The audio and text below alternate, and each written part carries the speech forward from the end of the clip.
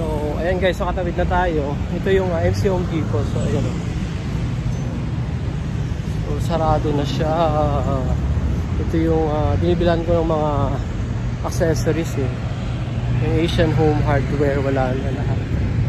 So, eto siya, papakita ko sa inyo. Kasi may pinikap ako ng materials dito nung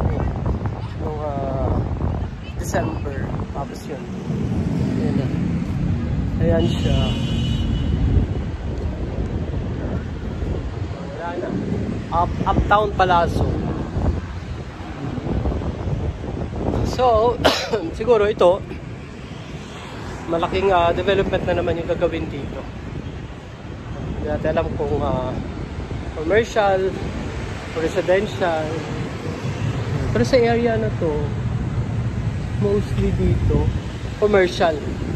Oo, commercial. Ito na yung hotel yun. Tapos ito, puro commercial. So ito yung another development ng Alveo, Ayala. Yung Park East. Dahil ang federal land sa tabi mismo ng Grand Hyatt is merong Park West. So ito naman Park East. Park East Place. Yan, yun pala yung pangalan niya.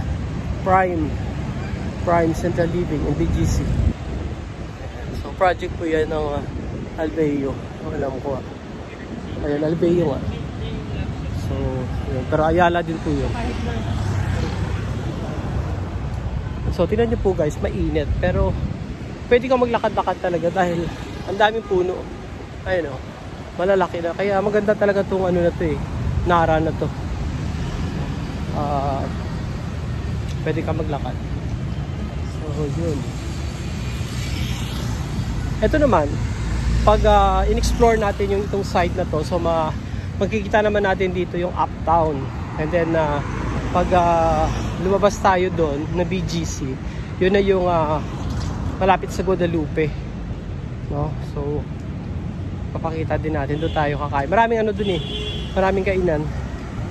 So lahat ng mga workers dito doon kumakain pag gusto mag-budget ng kanilang budget, diba? Yun. Ayun, katulad nun, no? Meron pa rin space. Yan, space yan. Hindi siya park. This property is not for sale. Yan. So minsan siguro meron mga bugos na, di ba, gagawa ng fake na mga titles, tapos ibibenta. O, di ba? So, ganun.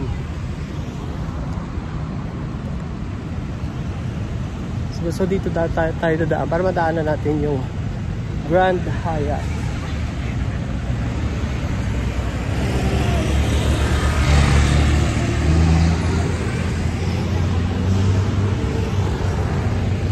So pag gusto mo lang talaga mag-walking, gusto mo mag-ikot, ikutin mo itong BGC. Pwede mo na siyang ikutin ng 12 hours. 12 hours na tapos. Pwede na ba mag-tumag? Kailangan dito tayo.